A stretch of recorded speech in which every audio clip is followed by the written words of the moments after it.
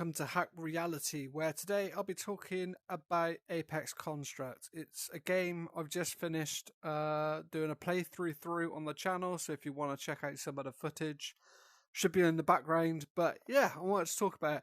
But let's get the obvious thing out of the way. I'm an alien for some reason. I decided to be an alien. I don't know why. Yeah, it works. Woo! I'm an alien. Anyway, so Apex Construct, it's a first-person post-apocalyptic sci-fi shooter where you use a bow and arrow to kill robots and stuff.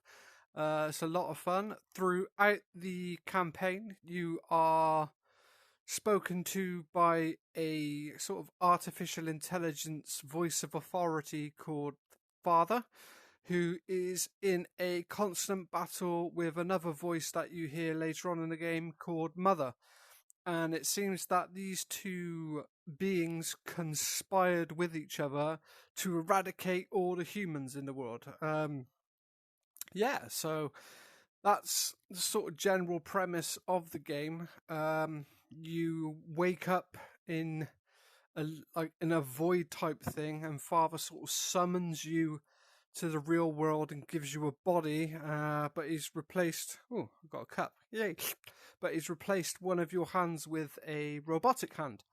And I assume that's part of, being able to use the bow, is that you have to have this robotic hand in order to wield the bow. And, the bow is upgradable.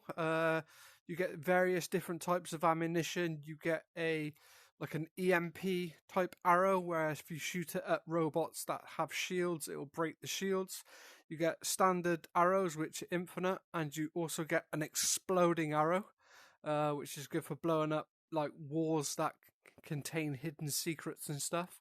But yeah, you sort of go up in the lift at the very start, and you have to get this sort of power thing and put it in the wall to get out of the room.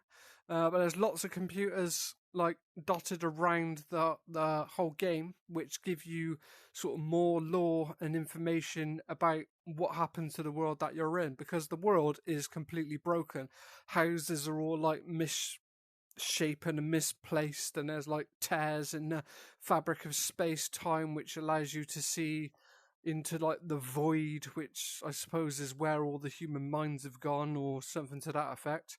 And essentially what you have to do is go around, find clues as to what actually happened, but you need to help Father take over the sort of the world that you're in. You help him build a cloaking device, and then once you've done that, you have to help him track down Mother and sabotage her sort of teleporting device.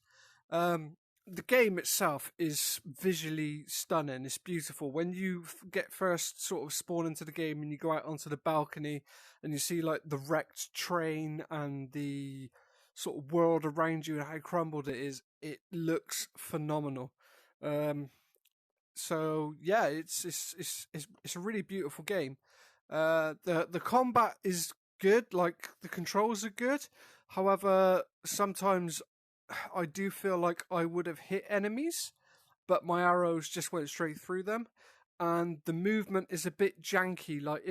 Sometimes when you step onto an elevator, you're forced to teleport. There is no way to just walk onto it due to obviously the difference in the ground heights and things like that.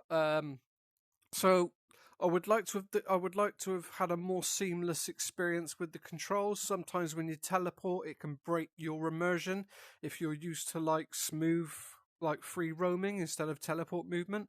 I personally don't enjoy teleport moving and snap turning. I prefer everything to be smooth. So being forced to teleport in a game is a bit of an immersion breaker, but it doesn't ruin the game. As I said, the game itself is really good. The story is fantastic. The voice acting, he sounds like Ultron from the Marvel Avengers movie.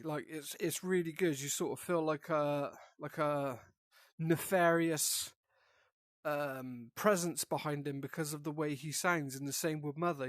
That's brilliant, and the enemies are all designed really well. There's a bit of variety there.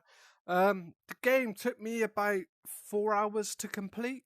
I feel so.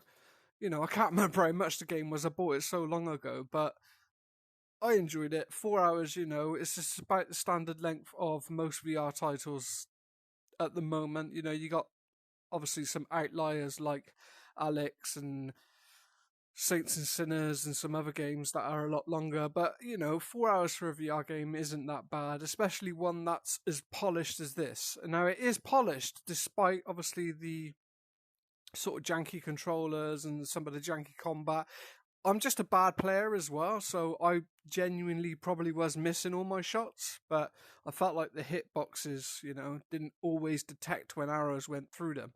Had a few bugs here and there. The sound kept going a bit funny occasionally. But other than that, yeah, I had a really good time, and I can seriously recommend it to anybody who hasn't played it or wants to play it.